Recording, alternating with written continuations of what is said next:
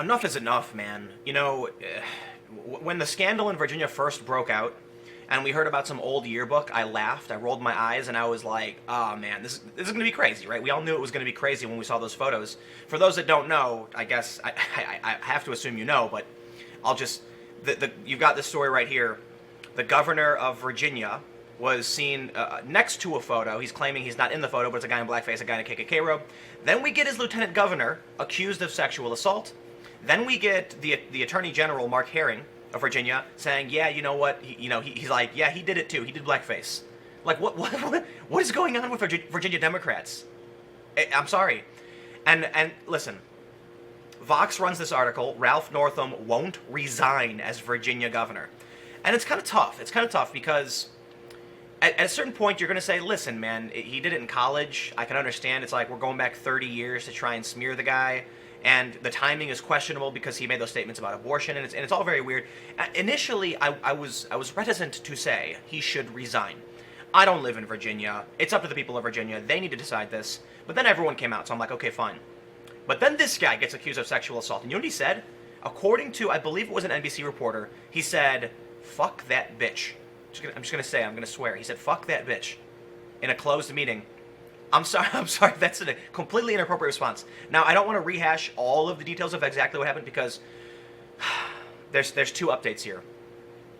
He won't resign, and more worryingly, a second woman has just accused Lieutenant Governor Justin Fairfax of sexual assault. Congratulations, Virginia. These are the people you've elected.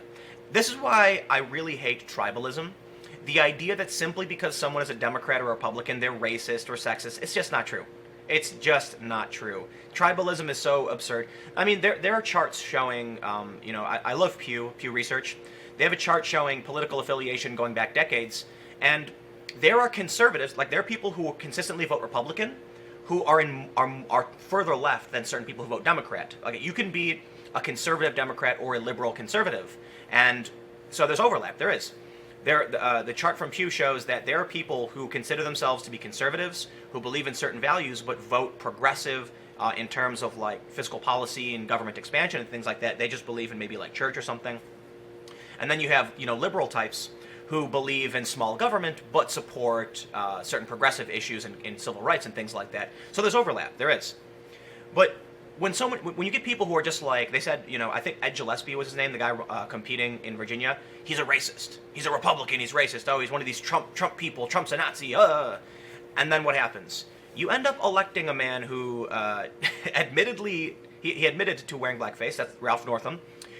He said he wasn't in the photo where the blackface and the KKK was, but he did say that, but in the past, I was in a dance contest, where I put makeup, and so he admits it. And it's totally surreal. It's totally surreal. I can't believe.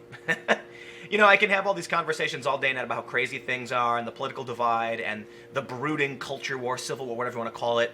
And then we get this massive scandal that like shakes Virginia to the core, where apparently now, if all three of these men step down, a Republican will take over. There you go, Virginia. I cannot. My God. Okay, we're gonna do it.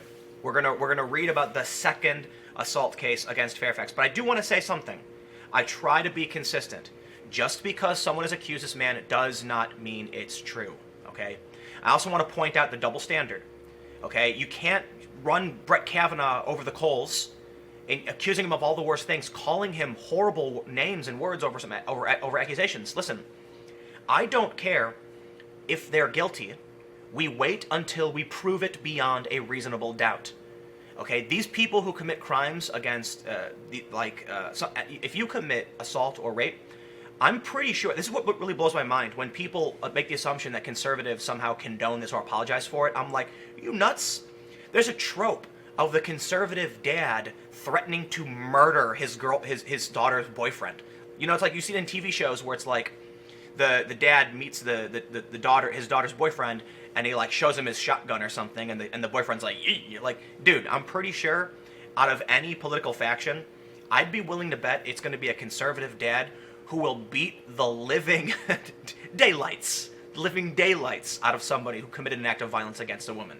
I think, and this is just me being biased, I think liberals are more likely to raise inquiry, call the police, and I think conservatives are more likely to roll up their sleeves and say, all right, it's time to teach this guy, you don't do these things to other people. I'm not trying to insinuate like conservatives are more violent. I'm just saying, like, typically, I think it's fair to say when it comes to these kinds of issues, you're going to see, like, I don't know. It's just a trope, I guess. Maybe I'm wrong. Maybe I'm stereotyping people, and I shouldn't do that. But I kind of feel that way. That it's, of course, there's going to be Democrats who will, be willing to step up and beat someone up. Maybe that's not the right thing to do. But let's just move on before I go off on a tangent. A second woman has come forward to accuse Virginia Lieutenant Governor Justin Fairfax of sexual assault earlier this week. Dr. Vanessa Tyson, Vox, please, she's a doctor, a professor of politics, a professor at Scripps College, issued a statement saying that Fairfax assaulted her in 2004 during the Democratic National Convention in Boston. Fairfax has denied her allegation, which was first reported by the conservative website Big League Politics. Why is Big League Politics the one that's really, breaking these stories in Virginia? I gotta say, Big League Politics is, they're not the New York Times, not the Wall Street Journal. It's fascinating to see. I just gotta say, wow. Well, good job, Big League Politics. I mean, credit where it's due, saying their encounter was consensual.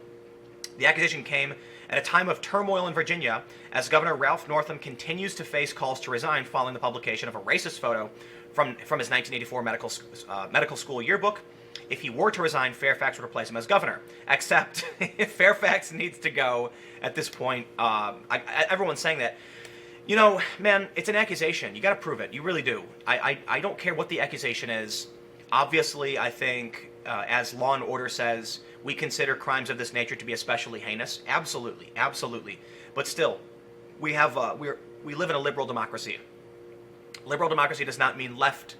It means we believe in freedom. It means we believe we believe in the presumption of innocence.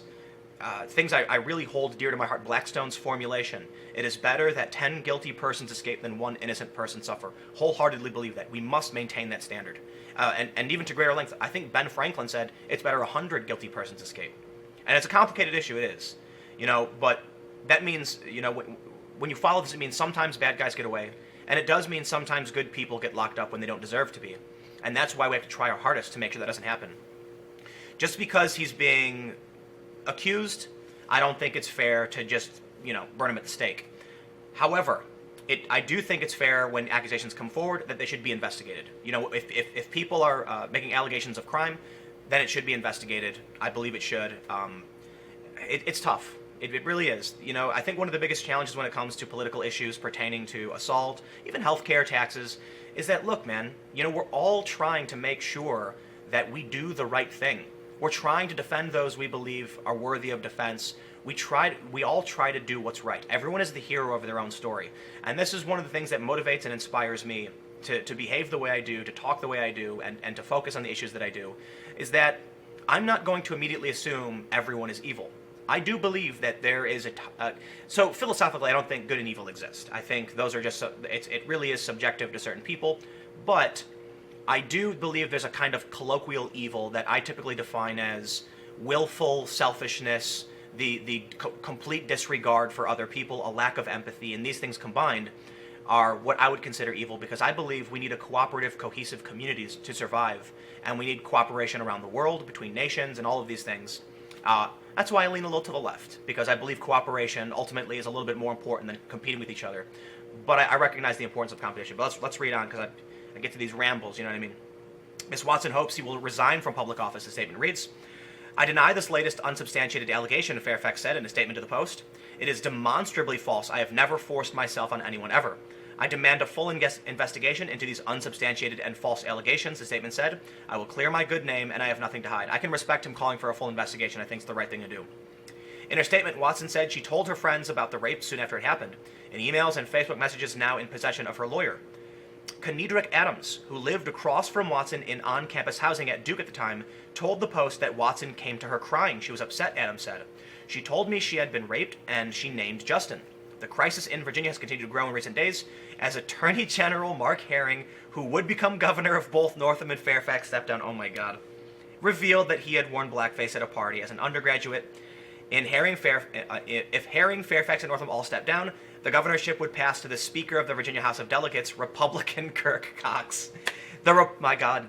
Well, Ralph Northam says he's not going to step down, but could you imagine if 3 people... Oh my God. You know, I don't take days off. I work every single day. Maybe I should need to sit back one day, put some headphones on full blast, and you know Joe Rogan's got a deprivation tank, like where you go in and you float in the water and your senses are all gone. Maybe I need to do that sensory deprivation and just turn it all off for one day, because it just seems like, I thought maybe it can't get crazier than this. Maybe things will calm down a little bit as time goes on. Nope, just getting crazier. Everything is crazy. But maybe it's always been this way.